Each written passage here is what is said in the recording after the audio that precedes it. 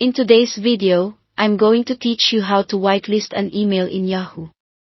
By the end, you'll know how to make sure important messages land in your inbox, not the spam folder, and how to guide Yahoo's filters to trust a specific sender. First, start by logging into Yahoo Mail and opening an email from the sender you want to trust. With the message open, hover your mouse over the sender's name or email address. A small card will appear. Click Add to Contacts.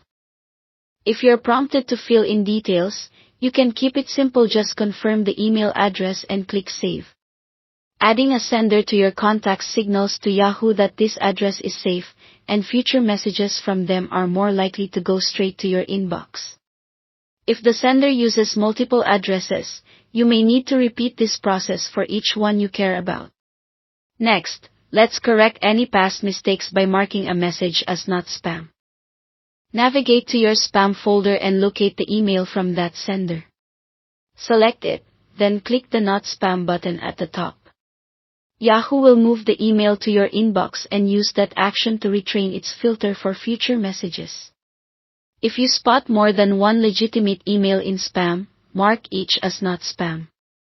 Doing this consistently for a few days can make a noticeable difference. Finally, create a filter for maximum reliability. Click the gear icon in the top right corner, select More Settings, then go to Filters and choose Add New Filters. Give your filter a clear name, like the sender's name or company, so you can recognize it later. In the From field, enter the sender's full email address, such as sender@example.com, or use a domain like @example.com if you want to allow all emails from that domain. Set the destination to inbox to make sure messages land where you'll see them. Click Save. Filters run automatically and help prevent future emails from being misrouted. To recap, you added the sender to contacts, corrected any false positives by marking messages as not spam, and created a filter to route future emails to the inbox.